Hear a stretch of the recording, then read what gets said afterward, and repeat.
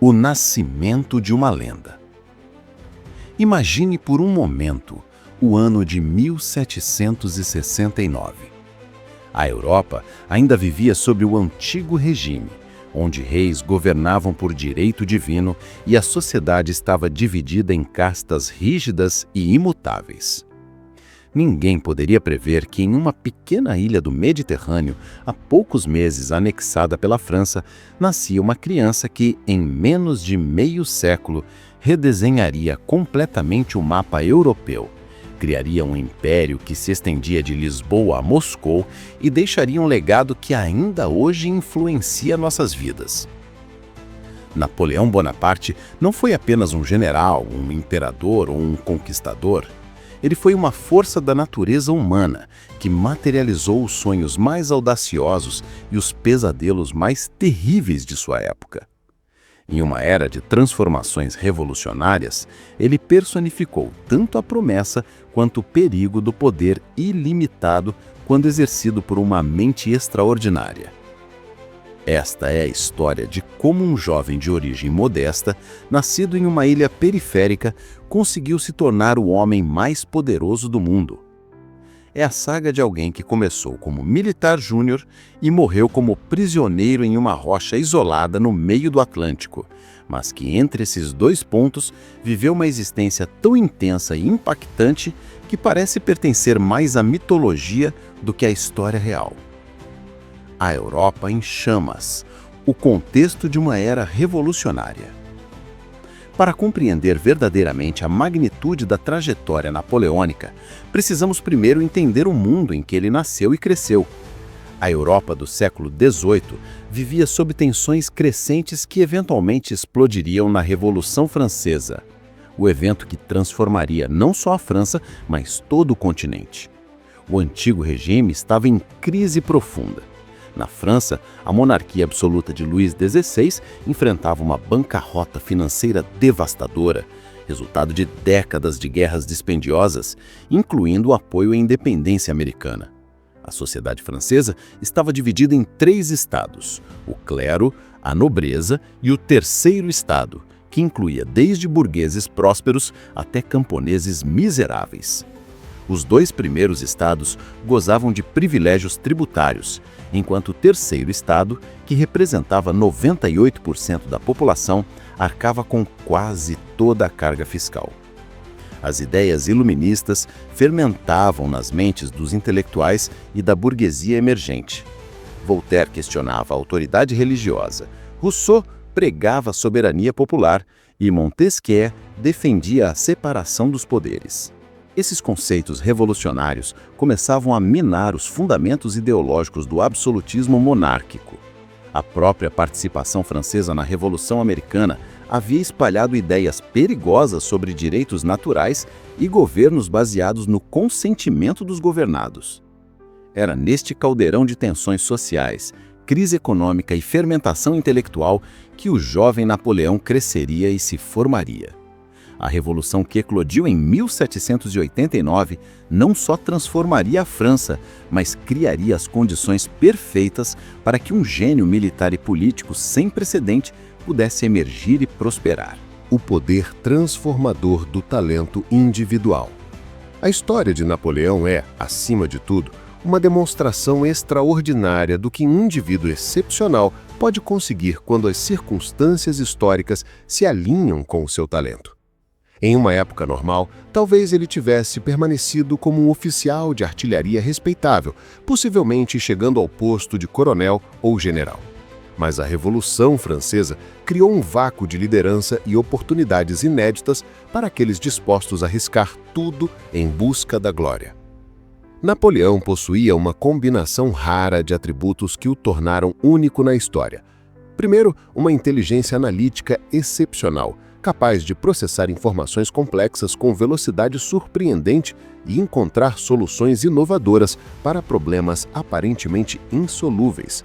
Segundo, uma memória prodigiosa que lhe permitia recordar detalhes geográficos, estatísticas militares e características pessoais de milhares de subordinados. Terceiro, uma energia física e mental incansável que lhe permitia trabalhar 18 horas por dia durante campanhas que duravam meses. Mas talvez sua qualidade mais decisiva tenha sido sua capacidade de inspirar outros homens a segui-lo até a morte. Napoleão possuía um carisma magnético que transformava soldados comuns em fanáticos devotos. Ele conhecia seus homens pelo nome, compartilhava suas privações e sempre os liderava pelo exemplo. Quando gritava "Mes enfants", meus filhos, antes de uma batalha, milhares de vozes respondiam com "Vive l'Empereur", em um rugido que aterrorizava os inimigos. A arte da guerra revolucionada. Antes de Napoleão, a guerra era uma atividade relativamente limitada e ritualizada. Exércitos pequenos e profissionais manobravam cuidadosamente, evitando confrontos decisivos que pudessem destruir investimentos caros em soldados treinados. As campanhas seguiam padrões previsíveis, cercos longos, movimentações lentas e objetivos limitados. Napoleão revolucionou completamente essa concepção.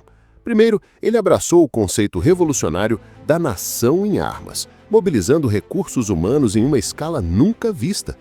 Enquanto os exércitos do antigo regime raramente excediam 50 mil homens, Napoleão regularmente comandava forças de 200 mil soldados ou mais. Para a invasão da Rússia, reuniu impressionantes 600 mil homens de toda a Europa. Segundo, ele desenvolveu uma doutrina militar baseada na velocidade, concentração de força e destruição do inimigo através de batalhas decisivas. Suas tropas moviam-se com rapidez surpreendente, cobrindo distâncias que deixavam os inimigos atordoados. Ele aplicava o princípio de dividir para conquistar com maestria, atacando porções isoladas de exércitos inimigos antes que pudessem se reunir. Terceiro, Napoleão integrou perfeitamente todas as armas militares. Sua formação em artilharia lhe deu uma compreensão profunda do poder de fogo concentrado, mas ele também sabia usar a cavalaria para exploração e perseguição e treinou sua infantaria para mover-se e lutar com flexibilidade inédita. Suas formações eram organismos vivos que podiam se adaptar rapidamente às circunstâncias do campo de batalha. O gênio administrativo e legal. Embora seja lembrado principalmente como conquistador, Napoleão foi igualmente revolucionário como administrador e legislador. Suas reformas internas foram tão duradouras quanto suas conquistas militares foram efêmeras. O Código Napoleônico, promulgado em 1804, codificou os princípios fundamentais da Revolução Francesa: igualdade perante a lei, direito à propriedade privada, liberdade de contrato e secularização das instituições.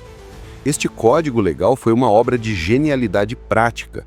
Napoleão participou pessoalmente de 57 das 87 sessões do Conselho de Estado que o elaboraram, contribuindo com sua lógica clara e seu instinto para soluções práticas. O resultado foi um sistema legal que combinava a tradição jurídica romana com os ideais revolucionários, criando um framework que seria copiado por dezenas de países ao redor do mundo. Suas reformas educacionais foram igualmente transformadoras. Napoleão criou um sistema de educação nacional centralizado, estabelecendo critérios uniformes e promovendo a meritocracia. Fundou a Universidade da França e desenvolveu o sistema de liceus que formaria gerações de administradores competentes. Seu princípio fundamental era que cada soldado francês carrega no seu surrão o bastão de marechal, estabelecendo que o talento, não o nascimento, deveria determinar o sucesso na vida. O paradoxo do déspota libertador.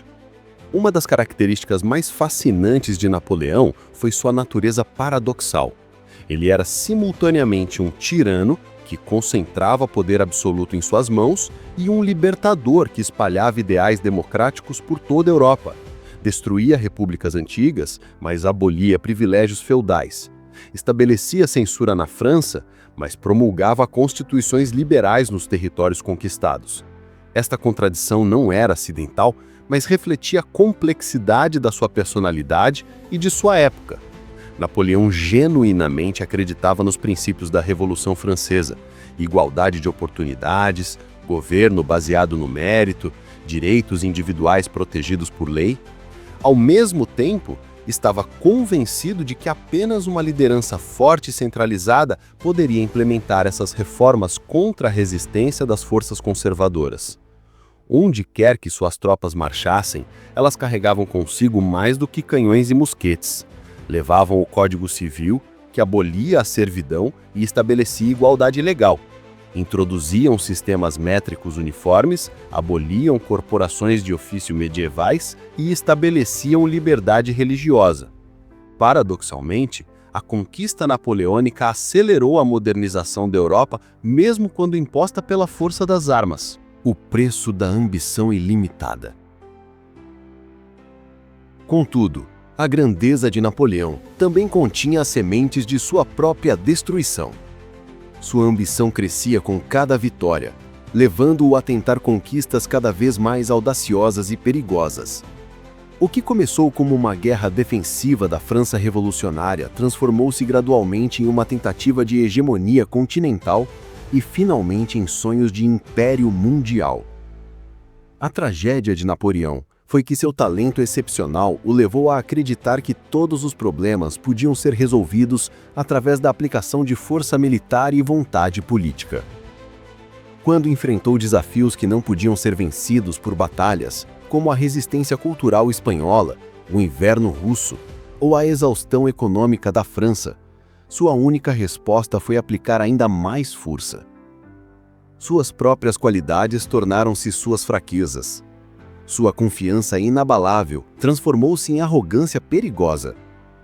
Sua capacidade de inspirar devoção pessoal criou um regime que dependia totalmente de sua presença física.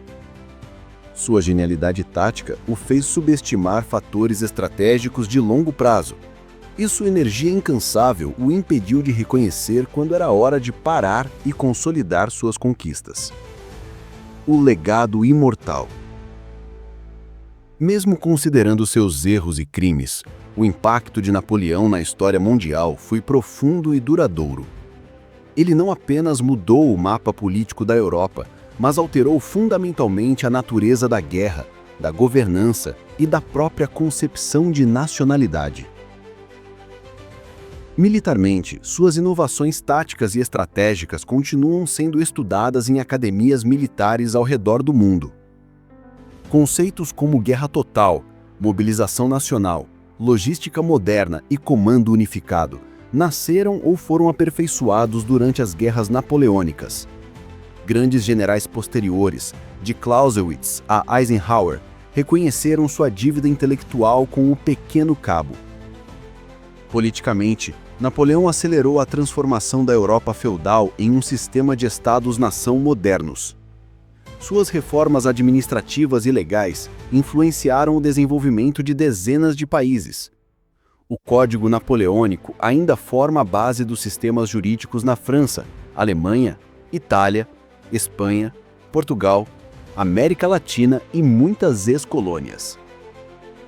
Culturalmente, ele se tornou um arquétipo universal do self-made man, o indivíduo que desafia o destino através da força de vontade e do talento. Escritores, compositores, artistas e cineastas continuam explorando o fenômeno napoleônico 2 séculos após sua morte. Ele personifica tanto as possibilidades quanto os perigos da ambição humana ilimitada.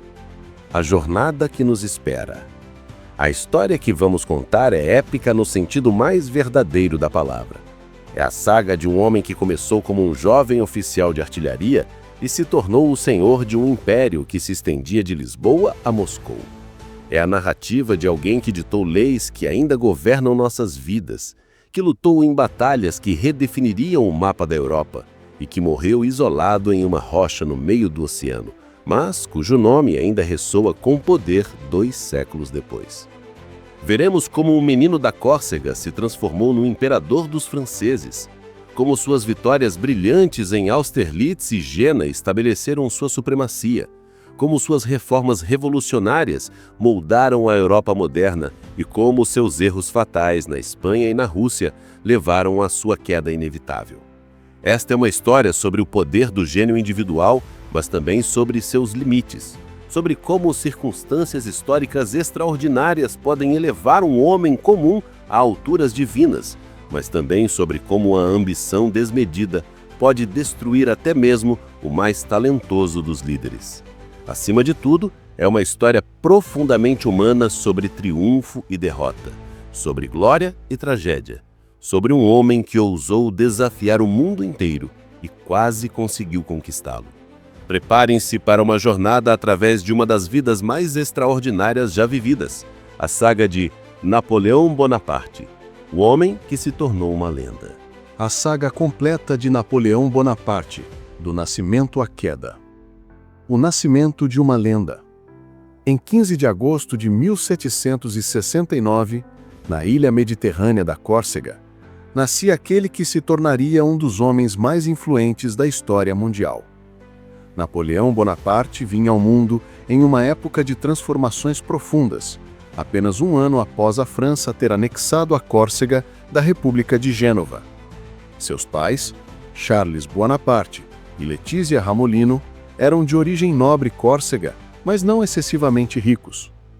Charles era um advogado que soube navegar habilmente pelas mudanças políticas, conseguindo que a família fosse aceita pela nova administração francesa. A infância de Napoleão foi marcada pelo contraste entre a cultura córcega tradicional e a crescente influência francesa. Ele cresceu ouvindo histórias de resistência córcega contra dominadores estrangeiros, alimentando desde cedo um espírito combativo e uma sede de glória. Sua mãe, Letícia, conhecida pela severidade e economia doméstica, moldou seu caráter com disciplina férrea, enquanto seu pai conseguiu bolsas de estudo para que os filhos recebessem educação francesa de qualidade. A formação do futuro imperador. Aos 9 anos, Napoleão foi enviado para a Escola Militar de Brienne-le-Château, na França. Ali, o jovem corso enfrentou o preconceito dos colegas franceses, que o viam como um estrangeiro. Esse isolamento forçado o levou a buscar refúgio nos livros, devorando obras sobre história militar, matemática e filosofia. Era um aluno brilhante, especialmente em matemática e geografia, mas socialmente desajeitado e frequentemente envolvido em brigas. Durante seus anos em Brienne, Napoleão desenvolveu uma paixão avassaladora pela história militar. Estudava as campanhas de Alexandre o Grande, César e principalmente de grandes generais como Turenne e Marlborough. Passava horas analisando mapas e estratégias, já demonstrando aquela mente analítica e estratégica que o tornaria famoso. Seus professores reconheciam seu talento excepcional, embora o considerassem difícil de lidar devido ao temperamento explosivo. Em 1784, aos 15 anos, foi aceito na prestigiosa École Militaire de Paris. Lá especializou-se em artilharia, uma escolha que se revelaria crucial para sua carreira. A artilharia era considerada a arma mais técnica e científica do exército, exigindo conhecimentos avançados de matemática e física. Napoleão absorveu esses conhecimentos com voracidade, graduando-se em apenas um ano, um feito notável para a época. Os primeiros passos na Revolução. A Revolução Francesa de 1789 encontrou Napoleão como um jovem oficial de artilharia estacionado em Valence. Inicialmente, ele apoiou os ideais revolucionários de liberdade, igualdade e fraternidade, vendo neles uma oportunidade para o avanço baseado no mérito, ao invés de nascimento. A Revolução também despertou nele esperanças de independência para a Córcega, e ele retornou várias vezes à sua ilha natal, tentando organizar movimentos autonomistas. Durante os primeiros anos da Revolução, Napoleão viveu uma fase de intensa atividade política e militar. Escreveu panfletos políticos, organizou a Guarda Nacional na Córcega e gradualmente se estabeleceu como uma figura de destaque entre os oficiais jovens e ambiciosos que apoiavam um novo regime. Sua lealdade à República foi testada durante o período do terror, mas ele soube navegar habilmente pelas águas turbulentas da política revolucionária. O momento decisivo chegou em 1793, durante o cerco de Toulon. A importante cidade portuária havia se rebelado contra a República e estava ocupada por forças britânicas e espanholas. Napoleão, então com apenas 24 anos, foi chamado para desenvolver uma estratégia de artilharia. Sua solução foi brilhante: posicionar canhões em pontos estratégicos que forçariam os navios inimigos a se retirarem do porto. O plano funcionou perfeitamente, Toulon foi retomada e Napoleão foi promovido a general de brigada, ganhando o apelido de Le Petit Caporal, ou o Pequeno Cabo. A ascensão meteórica. A promoção após Toulon marcou o início da ascensão meteórica de Napoleão. Em 1795, ele salvou o governo do diretório de uma insurreição realista em Paris, usando sua artilharia para dispersar os rebeldes nas ruas da capital, um evento que ficou conhecido como 13 Vendémiaire. Essa demonstração de lealdade e eficácia lhe rendeu o comando do exército da Itália em 1796. A campanha italiana foi onde Napoleão verdadeiramente se estabeleceu como um gênio militar. Enfrentando forças austríacas e piemontesas superiores em número, ele aplicou pela primeira vez sua famosa estratégia de dividir para conquistar. Movendo suas tropas com velocidade surpreendente, atacava partes isoladas do exército inimigo antes que pudessem se reunir. Suas vitórias em Lodi, Arcole e Rivoli não apenas garantiram a conquista do norte da Itália, mas também o estabeleceram como um herói popular na França. Durante a campanha italiana, Napoleão demonstrou não apenas gênio militar, mas também habilidade diplomática e administrativa. Reorganizou os territórios conquistados, estabeleceu repúblicas irmãs e negociou o Tratado de Campo Fórmel com a Áustria em 1797. Mais importante ainda, foi durante essa campanha que conheceu Joséphine de Beauharnais, viúva de um general guilhotinado durante o terror, com quem se casou em 1796, em um casamento que combinava paixão ardente com conveniência política. A aventura egípcia e o golpe do 18 Brumário. Em 1798, buscando glória ainda maior e temendo que sua crescente popularidade incomodasse o diretório, Napoleão propôs e liderou uma expedição ao Egito. Oficialmente, o objetivo era cortar as rotas comerciais britânicas para a Índia, mas Napoleão via a campanha como uma oportunidade de emular Alexandre o Grande e adquirir glória oriental. A campanha egípcia foi um misto de triunfo e desastre. Militarmente, Napoleão conquistou vitórias espetaculares, como a Batalha das Pirâmides, onde suas tropas derrotaram os mamelutos egípcios. Ele trouxe consigo não apenas soldados, mas também estudiosos, arquitetos e cientistas, iniciando a moderna egiptologia. A descoberta da Pedra de Roseta durante esta expedição seria crucial para decifrar os hieróglifos egípcios. No entanto, a frota francesa foi destruída pela Marinha Britânica na Batalha do Nilo, isolando o exército francês no Egito. Pior ainda, uma coalizão europeia se formara contra a França, ameaçando reverter todas as conquistas revolucionárias. Percebendo que sua carreira política estava em perigo, Napoleão abandonou secretamente seu exército e retornou à França em outubro de 1799. Sua chegada coincidiu com uma crise política profunda. O diretório estava desacreditado, a França enfrentava ameaças externas e internas e havia um vácuo de liderança.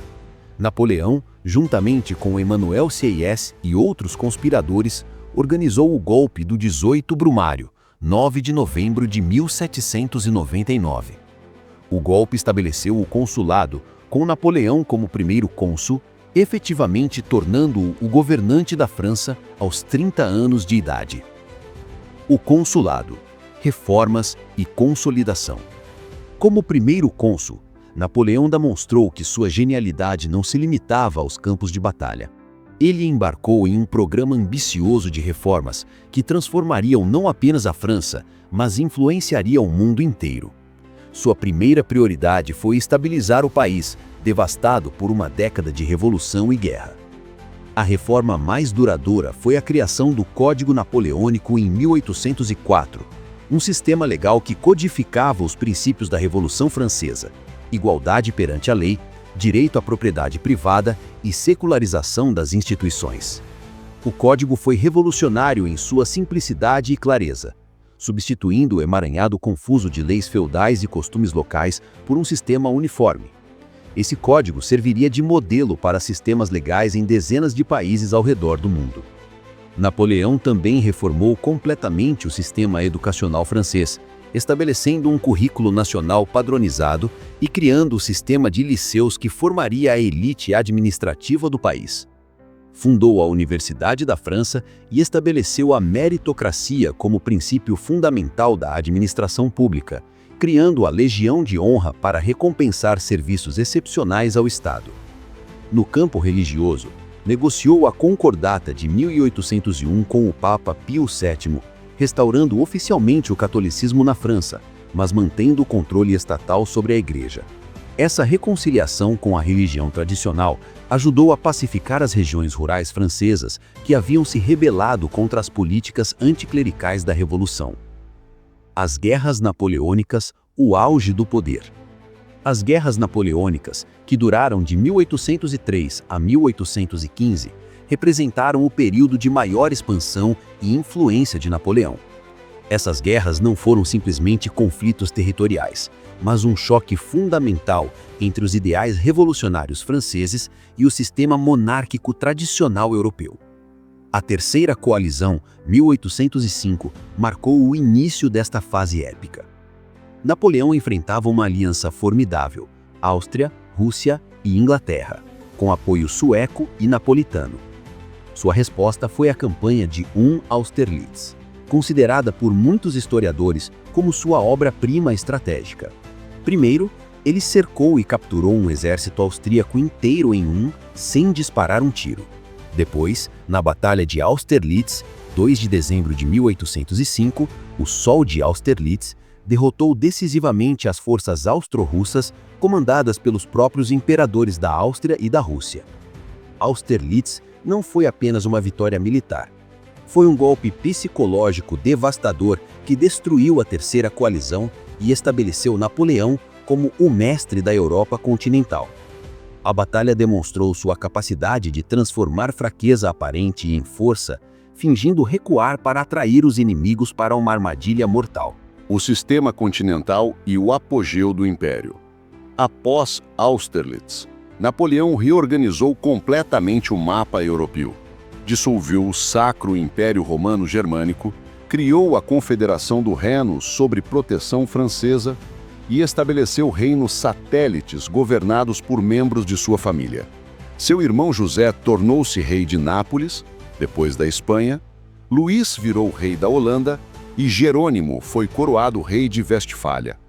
Em 1804, Napoleão havia se coroado imperador dos franceses, em uma cerimônia cuidadosamente orquestrada na Catedral de Notre-Dame. O gesto de tomar a coroa das mãos do Papa e coroar-se simbolizava que seu poder vinha de suas próprias conquistas, não de direito divino. Em 1805, também se coroou o rei da Itália, consolidando sua posição como herdeiro de Carlos Magno. O sistema continental, estabelecido após a vitória de Jena-Auerstedt, 1806, contra a Prússia, representou a tentativa mais ambiciosa de Napoleão de derrotar a Inglaterra, sem invasão direta. O sistema proibia todos os países europeus de comerciar com a Grã-Bretanha, visando estrangular economicamente o reino dos mercadores. Embora nunca tenha funcionado completamente, o sistema continental forçou a Europa a uma integração econômica precoce e estimulou o desenvolvimento da indústria continental. O início do declínio, a Guerra Peninsular. O primeiro grande erro estratégico de Napoleão foi a invasão da Espanha em 1808.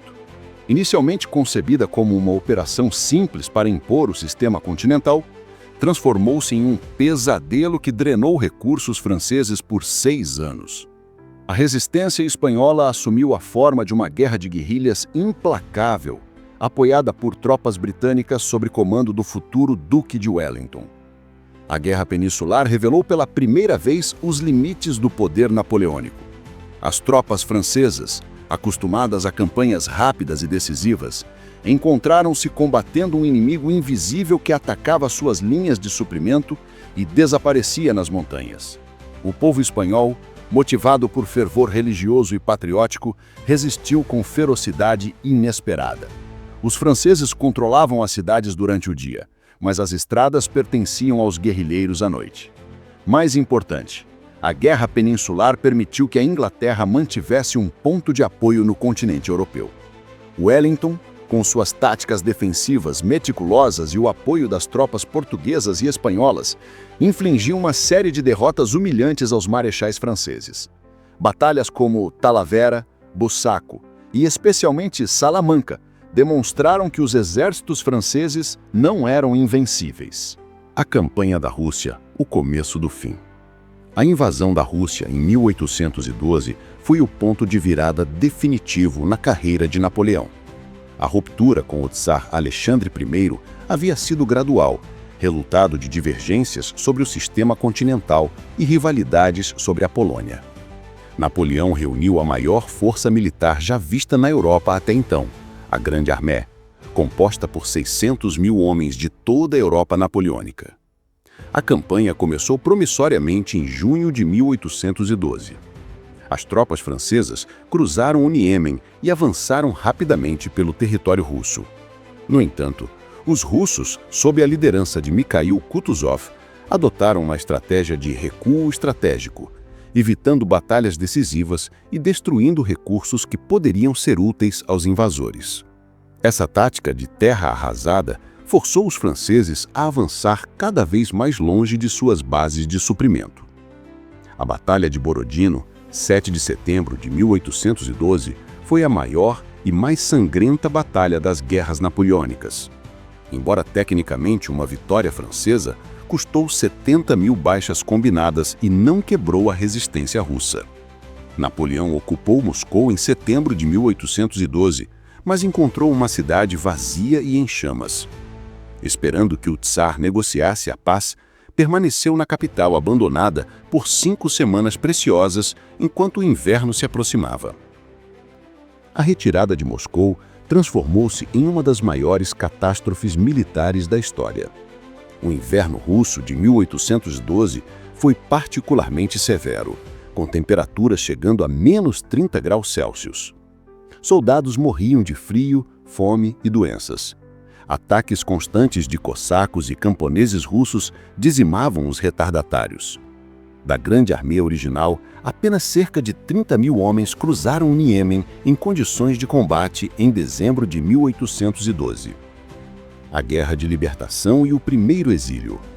A destruição da Grande Armée galvanizou a Europa contra Napoleão.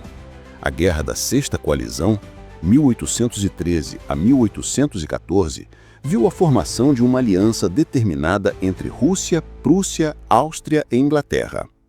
Pela primeira vez, Napoleão enfrentava inimigos que haviam aprendido suas táticas e possuíam recursos combinados superiores aos seus. A campanha de 1813 na Alemanha mostrou Napoleão ainda capaz de brilhantismo tático. Com o exército jovem e inexperiente, ele derrotou prússio-russos em Lutzen e Bautzen.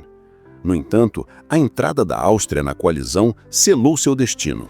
Na Batalha de Leipzig, 16 de 19 de outubro de 1813, conhecida como a Batalha das Nações, Napoleão enfrentou o maior exército já reunido contra ele. 365 mil soldados aliados contra os seus 195 mil homens. Leipzig foi uma derrota devastadora. Napoleão foi forçado a recuar para o Reno, perdendo todos os territórios alemães. Pior ainda, antigos aliados começaram a abandoná-lo. A Confederação do Reno se dissolveu, os reinos satélites proclamaram independência e até mesmo marechais franceses começaram a questionar sua liderança. A campanha de França em 1814 foi o canto do cisne militar de Napoleão. Com apenas 70 mil homens, enfrentou 350 mil soldados aliados invadindo a França. Em uma série de batalhas brilhantes, Champaubert, Montmirail e Valchamp demonstrou que o gênio militar ainda estava intacto. No entanto, os números eram esmagadores e Paris caiu em março de 1814. Forçado a abdicar, Napoleão foi exilado para a ilha de Elba, mantendo o título de imperador sobre seus 12 mil habitantes e uma guarda simbólica de 1.000 homens. Os Bourbons foram restaurados na pessoa de Luís XVIII, irmão do rei guilhotinado. Os 100 dias, o último ato. O exílio em Elba durou apenas 10 meses. Napoleão, informado sobre a impopularidade dos Bourbons e as divisões entre os aliados no Congresso de Viena, decidiu tentar um retorno espetacular. Em 1º de março de 1815, desembarcou na França com apenas 1.000 homens em uma das maiores apostas da história. O que se seguiu foi um dos episódios mais extraordinários da era napoleônica. Marchando em direção a Paris, Napoleão enfrentou tropas enviadas para capturá-lo. Em vez de combater, abriu seu casaquinho e gritou: "Soldados do 5º Regimento, vocês me reconhecem? Se há alguém entre vocês que queira matar seu imperador, aqui estou!" Os soldados, emocionados, juntaram-se a ele gritando: "Vive l'Empereur!" O voo da Águia continuou assim por toda a França. Marechais enviados para detê-lo aderiram à sua causa. Luís XVIII fugiu para Gente e Napoleão entrou triunfalmente em Paris em 20 de março, sendo carregado pelos braços de uma multidão delirante até as Tulherias. Os 100 dias representaram uma tentativa desesperada de reconstruir o império. Napoleão prometeu uma constituição liberal, aboliu a escravidão nas colônias francesas e tentou apresentar-se como um líder democrático reformado. No entanto, as potências europeias imediatamente formaram a 7ª Coalizão, mobilizando quase 1 milhão de homens contra ele. A Batalha de 18 de junho de 1815 foi decidida por uma combinação de erros táticos franceses, resistência heróica britânica e a chegada oportuna dos prussianos. Napoleão, possivelmente debilitado por hemorroidas e uma infecção urinária, não estava em sua melhor forma. Seus ataques iniciais foram repelidos pelos quadrados de infantaria britânica, formações defensivas que se mostraram impenetráveis à cavalaria francesa. O momento decisivo veio quando Blücher chegou com 50.000 prussianos no flanco francês. Napoleão, percebendo que a batalha estava perdida, fez um último apelo à velha guarda, sua tropa de elite que nunca havia sido derrotada. "La garde morre, mas ne se rend pas", tornou-se seu epitáfio militar quando mesmo essas tropas veteranas foram repelidas.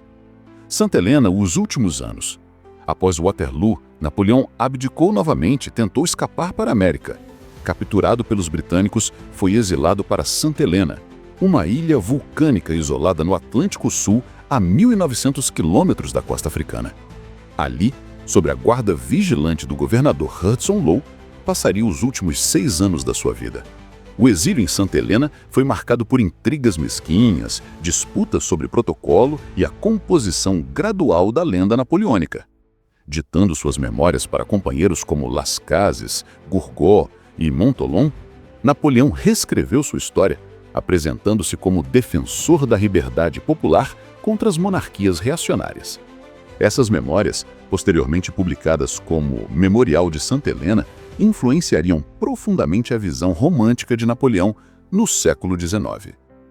Ele se retratava como um liberal que havia tentado unificar a Europa sob princípios progressistas, uma vítima das potências conservadoras que temiam as ideias revolucionárias. A morte e o nascimento do mito. Napoleão morreu em 5 de maio de 1821, aos 51 anos, em Santa Helena.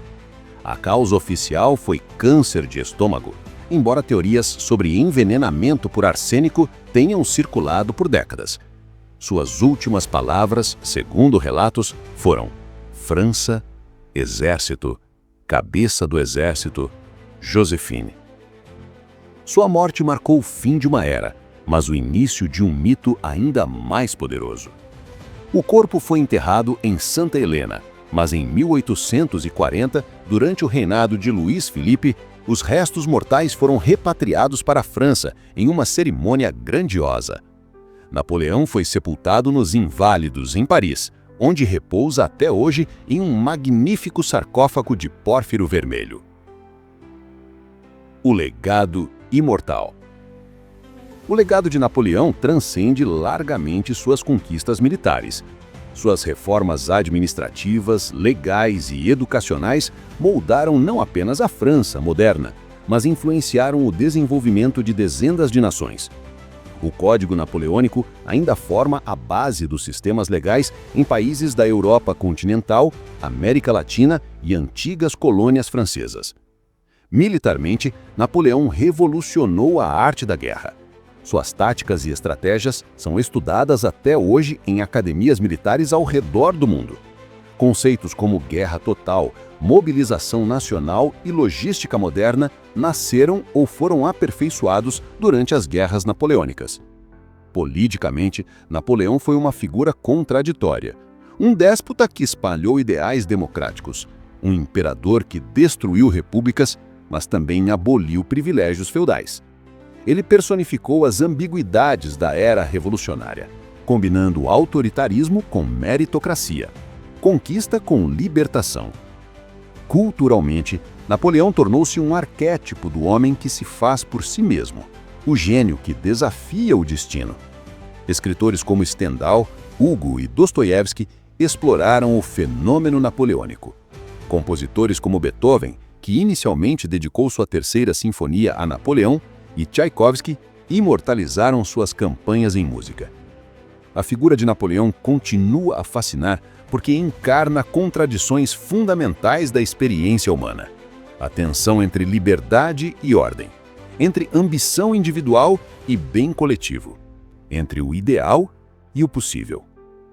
2 séculos após sua morte, permanece como um dos personagens mais estudados, debatidos e lembrados da história mundial. Em última análise, Napoleão Bonaparte foi muito mais que um general ou político. Foi uma força da natureza que moldou irreversivelmente o curso da civilização ocidental. Sua vida extraordinária, marcada por triunfos espetaculares e derrotas épicas, continua a inspirar e advertir gerações sobre os perigos e possibilidades do poder humano quando exercido por mentes excepcionais em tempos extraordinários.